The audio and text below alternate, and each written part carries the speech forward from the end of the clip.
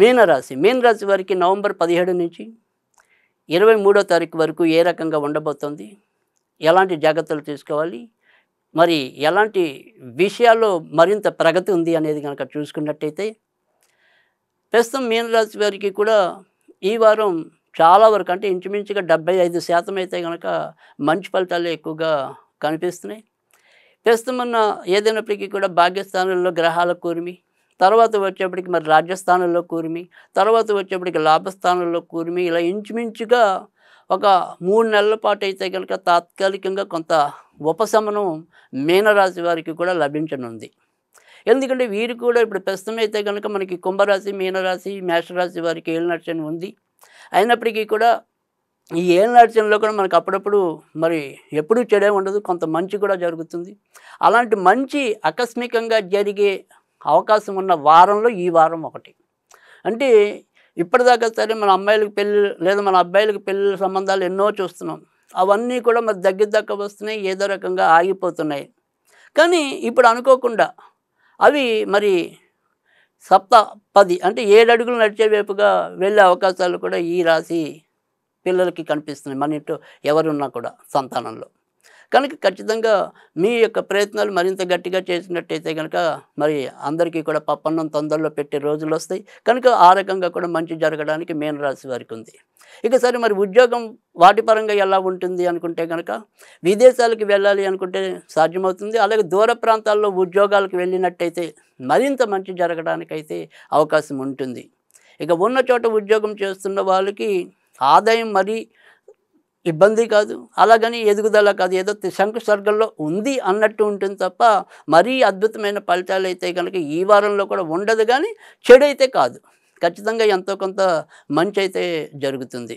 ఇక సంతాన విషయాల్లో కూడా అభివృద్ధిదాయకంగానే ఈ వారం ఉండటం అనేది అయితే కనిపిస్తుంది.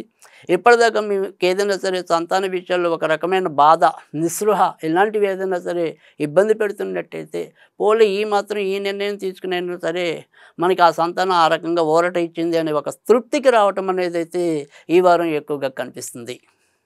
ఇంకా విదేశాలకు వెళ్ళటం అనేది ఇందాక చెప్పాము. కానీ విదేశాల్లో ఉంటే వాళ్ళ పరిస్థితి ఏంటి అనేది కనుక చూసుకున్నట్టయితే కనుక ఖచ్చితంగా అక్కడ ఉన్న వారికి కూడా ఈ వారం ఎంతో కొంత ప్రోత్సాహకరమైన వాతావరణం అయితే కనిపిస్తుంది.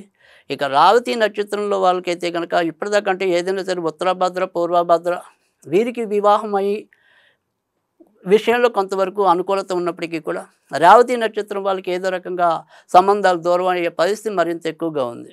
కానీ ఈ వారం వారు కూడా అంటే 3 నక్షత్రాల పూర్వభద్ర, ఉత్తరభద్ర, రేవతి 3 నక్షత్రాల వారికి కూడా ఎంతో కొంత సానుకూలమైన పరిస్థితులు ఈ వారం ఎక్కువగా కనిపిస్తున్నాయి.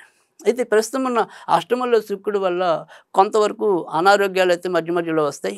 ముఖ్యంగా అంతర్యేంద్రియాలకు సంబంధించిన ఇన్ఫెక్షన్స్ కానీ, ఒకవేళ ఇప్పటికీ మధుమేహం ఉంటే కనుక అది నియంత్రణ సరిగ్గా లేకపోవటం కానీ, థ్రోట్ ఇన్ఫెక్షన్స్ అంటే గొంతుకు సంబంధించినవి ఏమైనా సరే కొంతవరకు అనారోగ్యాలు రావడానికి కానీ ఈ వారం ఆ ఒక్క విషయంలోనే కొంతవరకు ఏదైనా సరే వీరు జాగ్రత్త పడాల్సిన అంశం.